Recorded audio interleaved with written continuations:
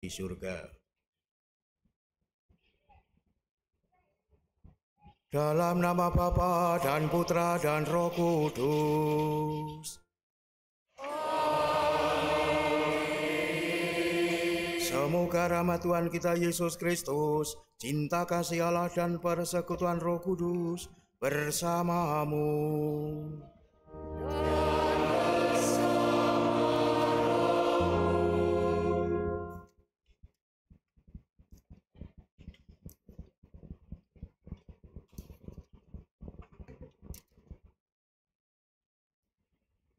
Akulah keselamatan umat, sabda Tuhan. Aku akan mendengarkan seruannya dalam segala kesulitan. Aku akan tetap menjadi Tuhan mereka sepanjang masa. Saudara-saudari, kita memasuki hari Minggu Biasa yang ke-25. Panggilan dasar manusia adalah mengabdi Allah dalam hidupnya. Pengabdian itu dapat ditunjukkan dengan mengindahkan nilai-nilai keamanan dan sosial sehingga keadaan tentram dan sejahtera dapat terwujud. Namun demikian, doa dan peneguhan juga mempunyai peran yang tidak kalah besar dalam mendukung karya dan pewartaan kabar gembira dalam hidup sehari-hari. Belajar dari seruan Injil yang kita dengar nanti, setia dalam perkara-perkara kecil menjadi kesempatan untuk mengalami rahmat Allah yang lebih besar. Maka menyadari kelemahan kita, mari kita akui kita orang berdosa, kita mohon ampun supaya kita diperkenankan untuk merayakan peristiwa yang menyelamatkan ini. Saya mengaku kepada Allah yang Maha Kuasa dan kepada saudara sekalian bahwa saya telah berdosa dengan pikiran dan perkataan, dengan perbuatan dan kelalaian. Saya berdosa, saya sungguh berdosa.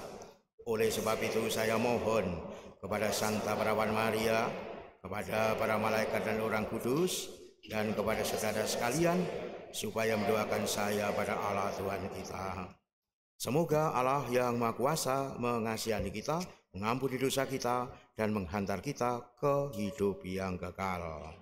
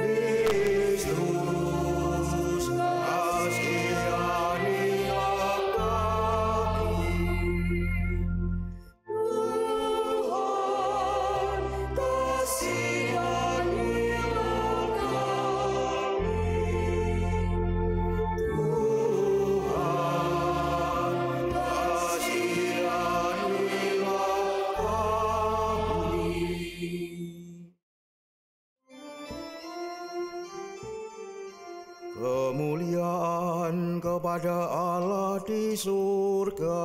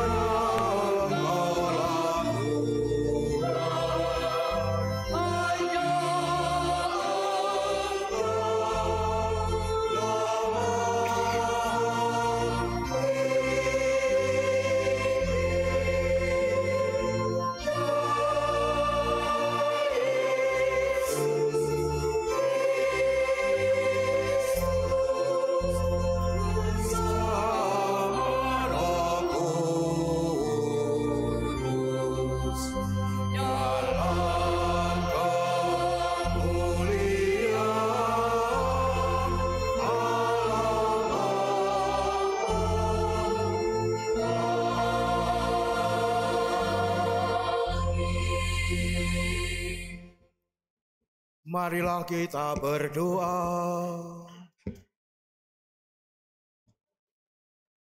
Ya Allah, Engkau menghendaki agar semua orang mengabdi kepadamu secara total, sehingga dapat memperoleh anugerah keselamatan. Kami mohon, berilah kami kebijaksanaan, agar kami senantiasa menjadikan Engkau sebagai yang pertama dan utama dalam hidup kami. Dengan pengantaran Yesus Kristus Putramu Tuhan kami, yang bersama dengan Dikau dalam persatuan Roh Kudus, hidup dan berkuasa Allah sepanjang segala masa.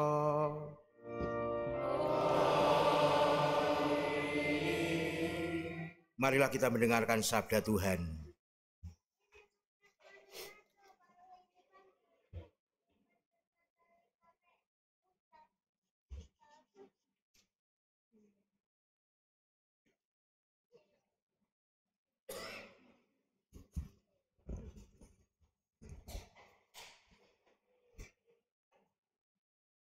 Bacaan dari Nubuat Amos. Dengarkanlah ini, hai kamu yang menginjak-injak orang miskin dan yang membinasakan orang sengsara di negeri ini, dan yang berpikir, kapan pesta bulan baru berlalu supaya kita boleh menjual gandum? Kapan hari Sabat berlalu supaya kita boleh berdagang terigu? Kita akan memperkecil takaran, menaikkan harga, dan menipu dengan neraca palsu. Kita akan membeli orang papa karena uang, dan membeli orang miskin karena sepasang kasut. Kita akan menjual terigu tua. Beginilah Tuhan telah bersumpah demi kebanggaan Yakub. Aku tidak akan melupakan untuk seterusnya segala perbuatan mereka. Demikianlah sabda Tuhan.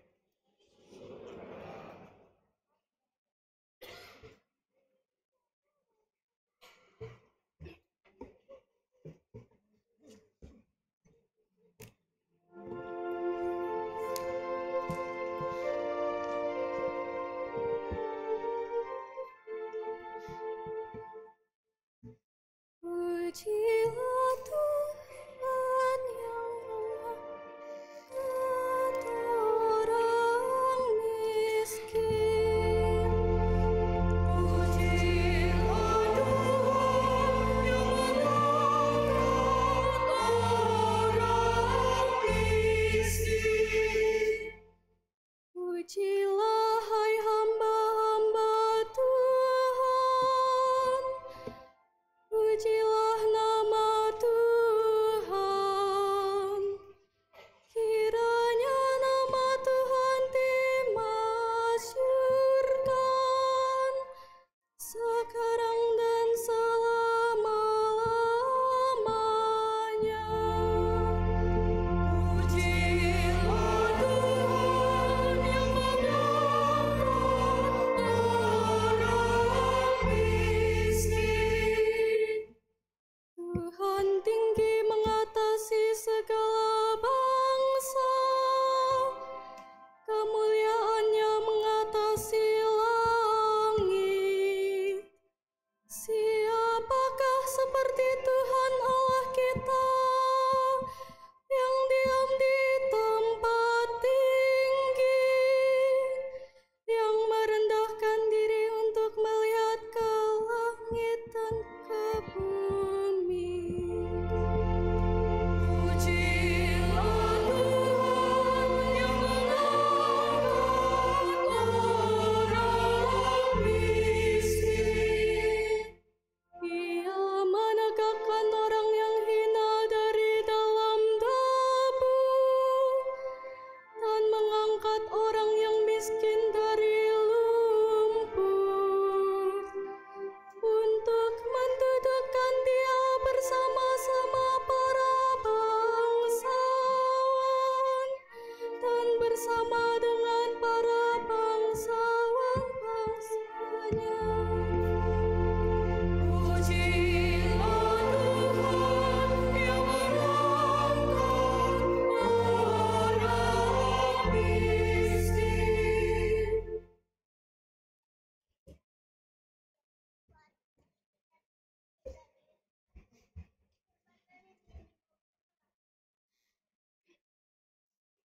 Bacaan dari surat pertama Rasul Paulus kepada jemaat di Timotius.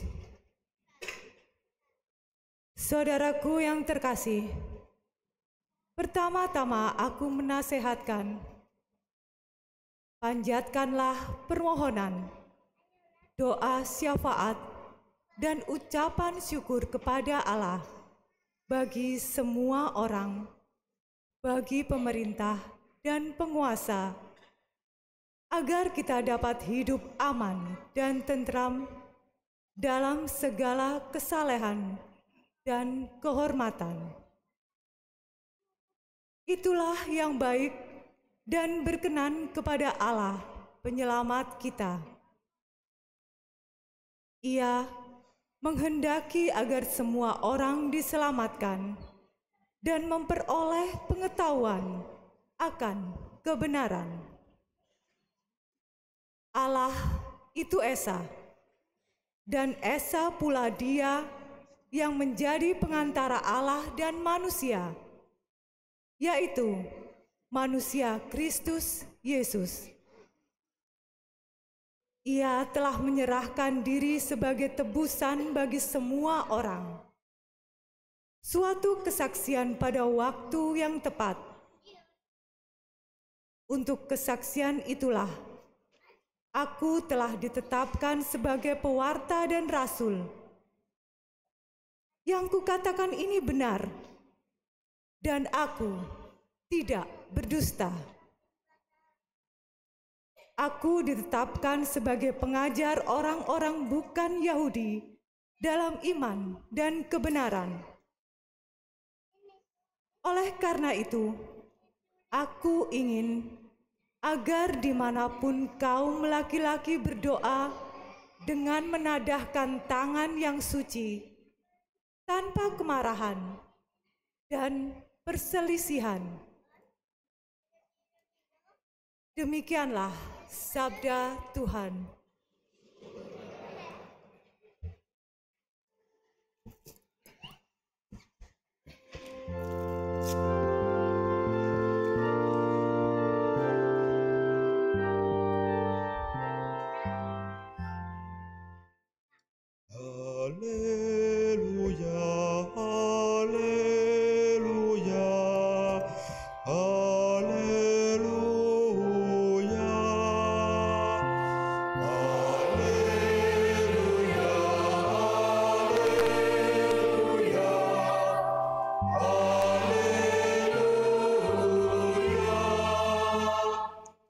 Yesus Kristus menjadi miskin, sekalipun Ia kaya, supaya karena kemiskinannya kamu menjadi kaya.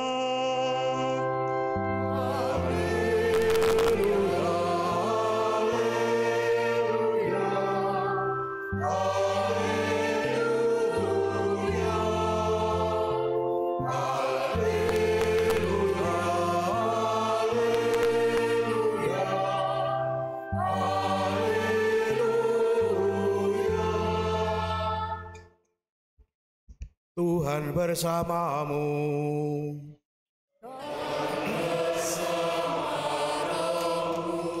Inilah Injil suci menurut Lukas.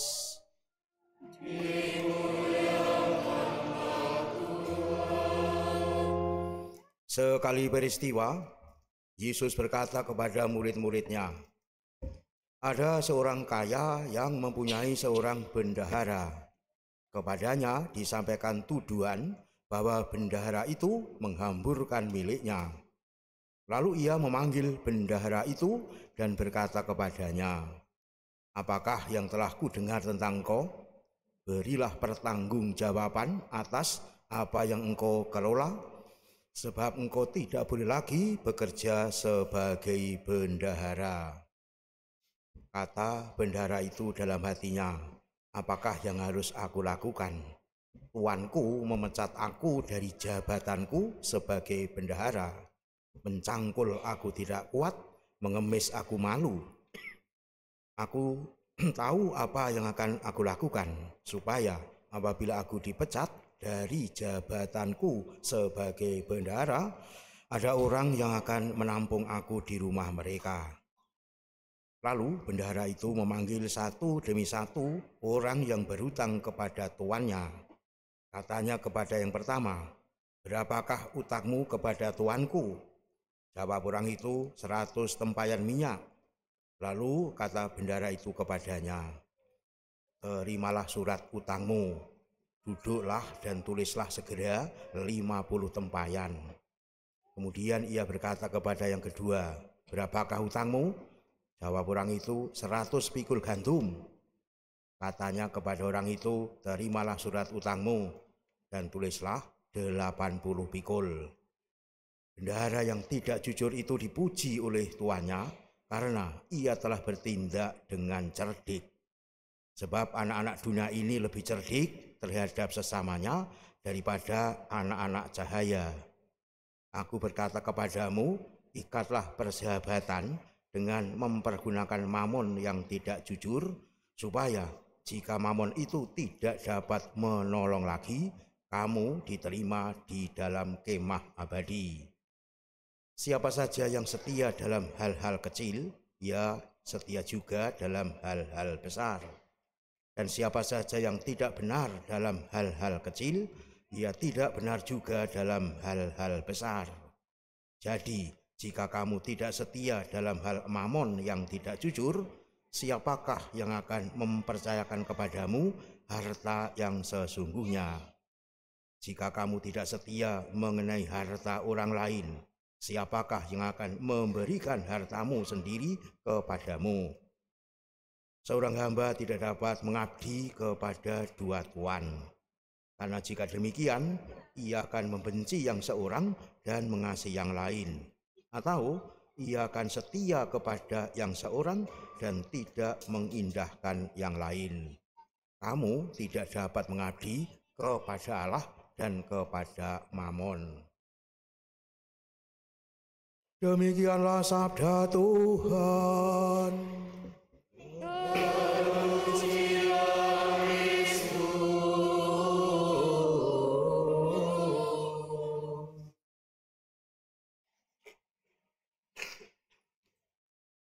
Saudara-saudari yang dikasihi Tuhan, konteks kisah klasik dalam perumpamaan Yesus tentang seorang bapa dengan dua anaknya yang dikenal dengan kisah anak hilang, Lukas bab 15 ayat 11-32, adalah kegusaran para Farisi dan ahli Taurat terhadap perilaku pergaulan Yesus yang mereka nilai menyimpang dari ajaran dan tradisi. Sebab Yesus terus bergaul akrab dengan para pendosa. Nah, kaum Farisi dan ahli Taurat mengajarkan dan melarang hal demikian terjadi. Maka gambaran pribadi si anak sulung merupakan yang cocok sebagai lambang kaum Farisi dan ahli Taurat. Karena mereka merasa patuh setia, tidak pernah melanggar aturan bapaknya. Tetapi mengapa si sulung itu justru menjadi orang yang geram, keras, dan kasar, bahkan terhadap ayahnya sendiri? Apa yang membentuk jiwanya sehingga ia begitu sombong dan keras hati? Menurut hukum Yahudi, si sulunglah pewaris tunggal. Sebab si bungsu adiknya telah dapat bagiannya serta izin untuk memakainya dengan seenaknya. Si sulung tinggal menunggu dapat warisan entah saat ayahnya masih hidup atau wafat, dan ketika hidup mungkin sudah menyerahkan hak waris itu untuk diurusnya. Maka dengan kembalinya si anak bungsu, keadaannya bisa berubah. Sebab jangan-jangan sang ayah akan mengambil sebagian harta yang sudah menjadi hak milik si sulung tersebut, lalu diberikan kepada si bungsu. Ini yang tidak boleh dibiarkan terjadi. Begitulah pikir dari si sulung. Maka dalam terang renungan demikian, maka lebih mudah dipahami mengapa si sulung berlaku kasar pada ayahnya. Sebab ayahnya dinilai tetap menerima si bungsu yang jelas telah menjadi manusia berdosa malah disambut dengan pesta pora. Bagi si sulung ini pemborosan untuk sang pemboros. Saudara-saudari yang dikasihi Tuhan, ya nampaknya ketamaan, keserakanlah yang menjadi motif utama anak sulung dalam menghadapi peristiwa yang tidak terduga, yakni kembalinya si bungsu adiknya.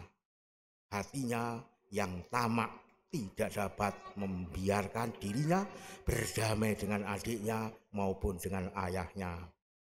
Saudara-saudari yang dikasihi Tuhan, barangkali inilah latar belakang mengapa penginjil Lukas yang tadi kita dengar dalam Injil pada hari ini meneruskan perumpamaan pada bab ke-16 yang terdiri dari 31 ayat dengan serangkaian nasihat dan pengajaran Yesus yang dalam keseluruhannya bertema peringatan terhadap kekayaan. Rangkaian ini dibuka dengan perumpamaan mengenai seorang bendahara yang tidak jujur tetapi cerdik, yang jelas tadi kita dengar dalam Injil. Nah, perumpamaan itu sejatinya dialamatkan kepada para murid Yesus. Namun rupanya Yesus merasa perlu berbicara kepada para muridnya mengenai sikap tepat terhadap uang atau harta kekayaan. Yesus tahu bahwa makhluk yang bernama manusia tanpa pandang bulu dari dulu entah sampai kapan pada umumnya akan sangat cinta akan uang. Cinta itu sendiri tidaklah salah, tetapi dapat membawa malapetaka. Sejarah umat manusia membuktikan hal itu amatlah jelas. Tidak tanggung-tanggung kadang-kadang kita dengar hanya demi warisan tidak segan-segan orang saling bunuh-membunuh walaupun masih terah saudara sedaging.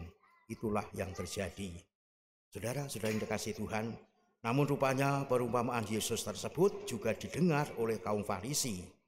Selain karena mereka baru saja berdialog dengan Yesus, kaum Farisi nyata-nyata disebut dalam ayat-ayat berikutnya, utamanya dalam ayat 14. Semua itu didengar oleh orang-orang Farisi, hamba-hamba uang itu.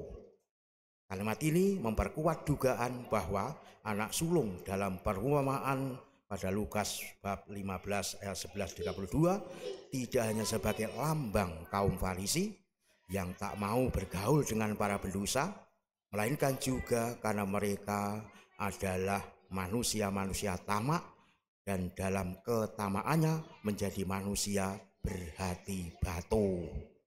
Yesus nampaknya khawatir agar proses pembatuan hati demikian tidak terjadi di dalam para muridnya.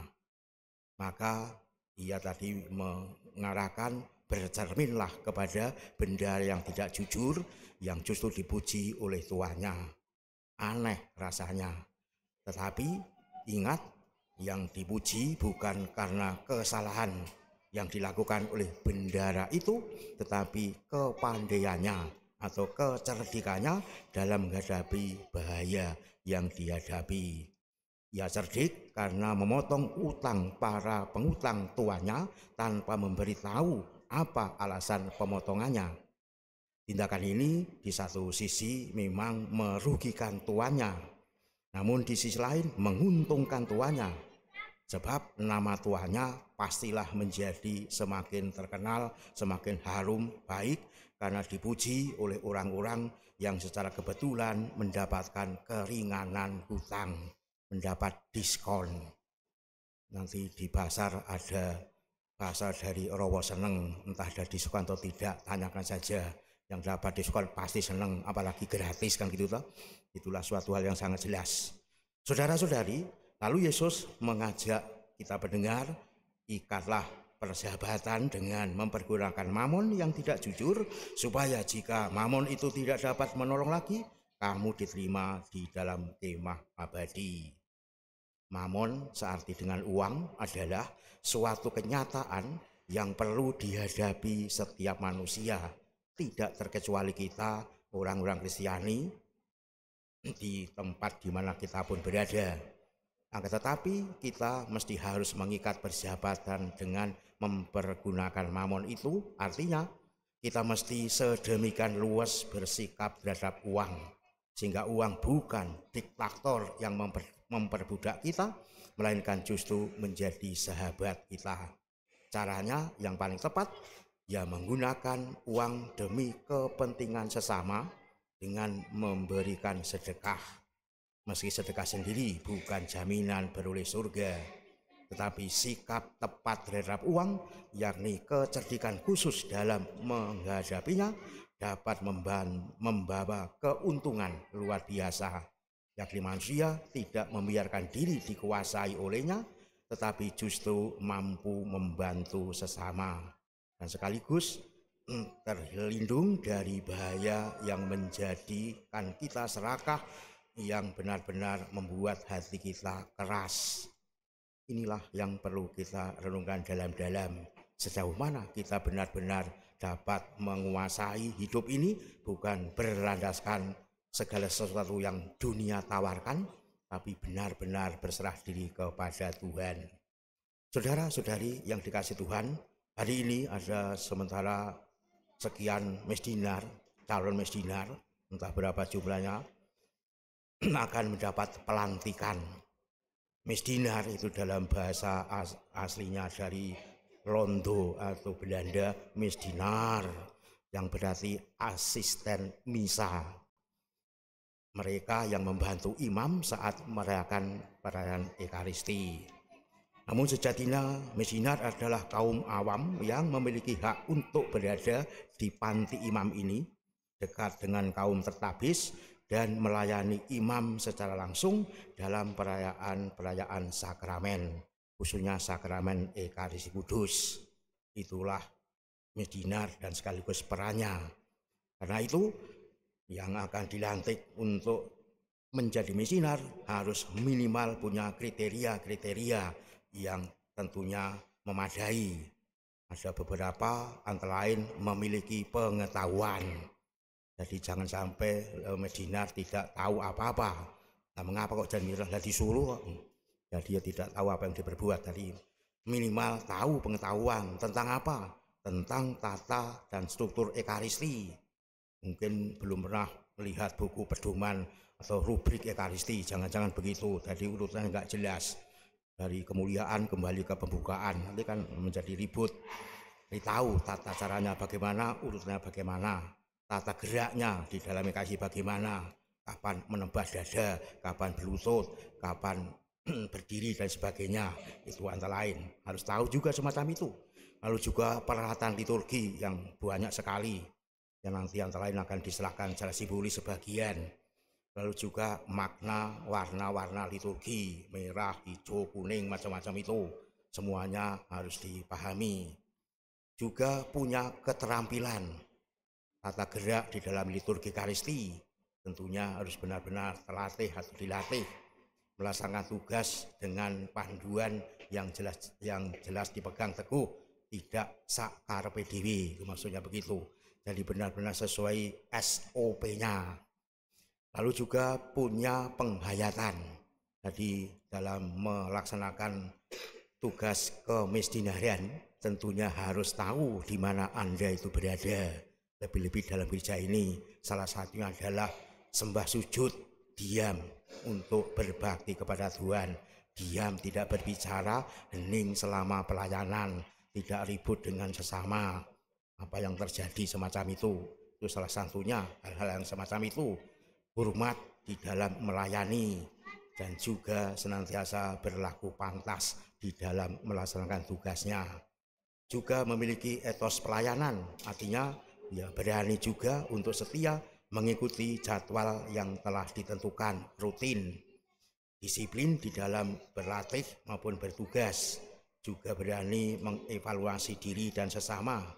Lalu mungkin pada saatnya ada suatu gerakan pula, kegiatan yang tidak hanya tingkat paroki, tapi juga tingkat kevikepan, bahkan tingkat keuskupan. Itulah hal-hal yang perlu diketahui di dalam etos pelayanan seorang mesdinar. Lalu juga harus memiliki spiritualitas hidup misdinar, daya dorong, daya gerak, bagaimana menjadi misdinar. Landasannya surat Rasul Santo Paulus kepada jemaat di Tesalonika. Tadi sedikit saya ralat yang bacaan kedua tadi, surat Paulus bukan kepada umat tapi pada Timotius. Jadi Timotius bukan tempat tapi nama orang. Jadi surat Paulus kepada Timotius bukan kepada umat di Timotius. Lingkungan Timotius mungkin, tapi itu maksudnya Timotius nama. Nah, landasan spiritualitas dan hidup misdinar adalah bersukacitalah senantiasa. Tetaplah berdoa, mengucap syukurlah dalam segala hal, sebab itulah yang dikehendaki Allah di dalam Kristus Yesus bagimu. Inilah yang ditulis oleh Rasul Santo Paulus kepada jemaat di Tesalonika bab 5 ayat 16 sampai 18. Itulah spiritualitas misdinar, daya gerak misdinar dalam menjalankan hidup sekaligus pelayanan. Bersukacita senantiasa, maka jadi misdinar harus ceria, gembira, jangan merengut sepanjang hari. Apalagi litani serba susah, itu kan sebel, senap, susah, sempit, selat, itu kan rupak lebih. Harus benar-benar ceria, gembira sebagai seorang misdinar. Jadi senantiasa bersukacita. Apalagi dapat gratis makan, itu kan bersukacita pula, semacam itu. Lalu dua, senantiasa berdoa, tetap berdoa. Jangan sampai lupa berdoa, entah doa pribadi maupun doa bersama teman-temannya, lebih-lebih doa di dalam perayaan liturgi, lebih-lebih liturgi Ekaristi. Inilah yang harus benar-benar diperhatikan. Jadi misdinar secara langsung justru menjadi teladan umat pada umumnya. Jadi kalian benar-benar menjadi teladan, bukan telatan gitu.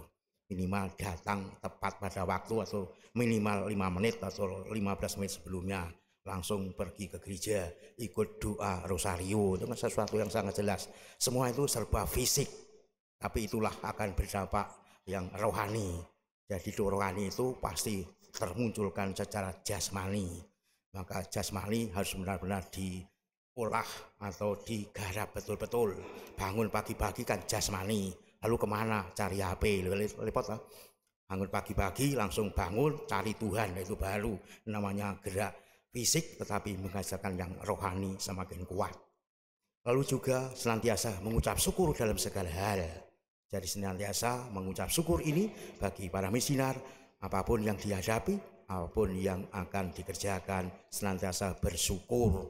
Yakni kamu diberi kesempatan untuk benar-benar mengalami itu. Dan itu semua karena Tuhan menghendakinya demikian. Maka bersyukurlah. Lalu yang terakhir tentunya menghayati tugas misdinar ini sebagai bakti kepada Tuhan. Jangan karena ditugaskan, jangan karena dioprak-oprak, entah ketuanya, entah tetangganya, entah orang tuamu, tapi laksanakan tugas kemisdinan ini karena kamu berbakti kepada Tuhan. Untuk apa? Demi kemuliaan Allah dan demi keselamatanmu sendiri. Ad maiorem Dei gloriam, demi kemuliaan Tuhan yang semakin besar dan kamu semakin diselamatkan. Itulah yang mesti kamu jadikan pedoman hidup, spiritualitas hidupmu sebagai misdinar. Kalau itu sungguh-sungguh kamu jalani dan kamu laksanakan, itulah yang benar-benar yang dikehendaki Tuhan dan kamu benar-benar menjadi putra-putri Allah yang handal. Semoga kamu dapat mewujudkan dan kita semua yang beribadah juga semakin terinspirasi bahwa hidup di hadapan Allah memang hanya mengabdi Tuhan, hanya satu tujuan tadi, yakni demi kemuliaan Tuhan dan keselamatan kita. Kemuliaan kepada Bapa dan Putra dan Roh Kudus, seperti pada permulaan, sekarang, selalu, dan sepanjang segala abad. Amin.